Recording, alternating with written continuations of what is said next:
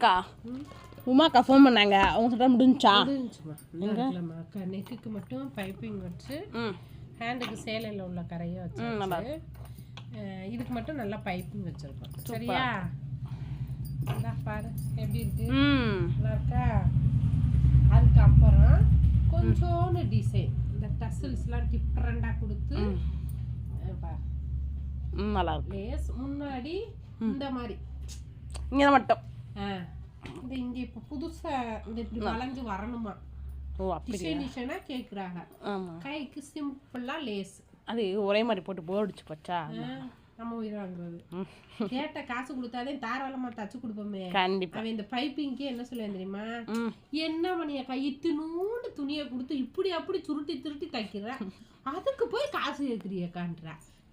இந்த இப்போ நம்ம இந்த இப்படி இது தைக்க நம்ம கேன்வாஸ் கொடுத்து என்ன வேலை பார்க்குறான், அதுக்கு என்ன சொல்லுவேன் தெரியுமா, சேலை துணியை இம்மா துண்டு கட் பண்ணி இப்படி வைக்கிறீங்க, இதுக்கு காசா போங்க மணியக்கா.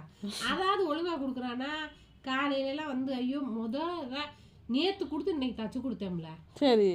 அதாவது தைக்க கொடுக்கும் போது ஒய்ஃபு வர்றது, தச்சு வாங்கும் போது ஹஸ்பண்டு வர்றது, இவங்க போன அடிப்பாக என்ன தங்கச்சி தச்சாச்சான்னு கேட்டாரு. சரி தச்சாச்சுன்னே இந்தாங்கண்ணே எடுத்துட்டேனே 400 ரூபா மட்டும் கொடுங்கண்ணேன்னு. காசா அவ கொடுக்கல.